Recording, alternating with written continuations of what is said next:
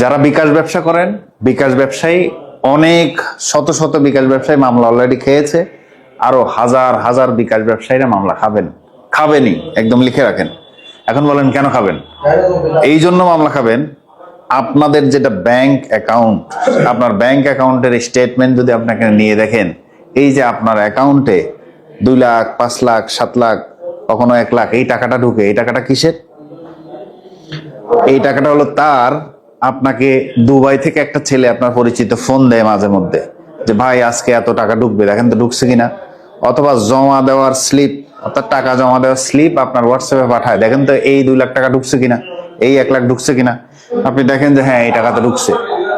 আপনি ভাবেন যে এটা দুবাই থেকে কিসের টাকা আসছে, এটা হুন্ডি করে টাকা পাঠাইছে, আমি হয়তো প্রতি লাখে মানে 1000 বা 2000 করে পাচ্ছি। এটা ভুল, এটা কোনো হুন্ডির টাকা না, এটাও অন্যায়, এটা হুন্ডির টাকা না। এটা বাংলাদেশের সহজ সরল যুবক যুবতীদের অনলাইনে স্ক্যাম করে তারপর সে টাকাটা পাঠানো হয়েছে, কখনো বিকাশে, কখনো ব্যাংক অ্যাকাউন্টে। এটা কখনোই আপনি অস্বীকার করতে পারবেন না, এটা প্রমাণ হবে। কেন? এটা ডকুমেন্টারি প্রমাণ। আপনার ব্যাংকে ঢুকছে, অমুক পাঠাইছে, এটা প্রমাণ। আপনার বিকাশে পাঠাইছে, এটা প্রমাণ। এটা কাগজে কলমে, কোনো মানুষ সাক্ষী না দিলেও আপনার সাজা হবে। অনেক বাদী যারা এরকম ভুক্তভোগী তারা মামলা করছে, অনেকে অ্যারেস্ট হচ্ছে, মামলায় দৌড়ানি, বাসায় থাকতে পারে না। অনেক হাজার হাজার মানুষ এরকম এই মামলার শিকার হবেন। সুতরাং আমি বলি, যারা বিকাশ ব্যবসায়ী ভাইয়েরা, অবশ্যই আপনার পরিচিত দুবাই থাকে ওই লোকের কথায় কোনো টাকা এভাবে গ্রহণ করবেন না। এটা হুন্ডির টাকা না, এটা হুন্ডি যদি অন্যায়, এটা অনলাইন স্ক্যামের টাকা। 2 দিন পরে আপনি বিকাশ ব্যবসায়ী হবেন আসামি, আপনি দৌড়ের উপর থাকবেন।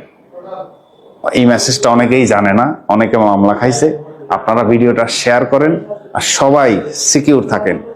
মনে মনে একবার চোখ বন্ধ করে চিন্তা করেন যে আমার ব্যাংকের অ্যাকাউন্টে যদি স্টেটমেন্ট নেয় লাস্ট 6 মাসে কত কোটি টাকা লেনদেন হয়েছে, এই টাকাটা কিসের? বিকাশে এত টাকা লেনদেন হয় না, এটা হুন্ডির টাকা মনে করে অনলাইন স্ক্যামের টাকা লেনদেন করছেন। মিডিয়া ছিল দুবাইয়ের একটা আপনার পরিচিত লোক। কথাগুলো মিলিয়ে নেন, অবশ্যই ভিডিওটা শেয়ার করেন।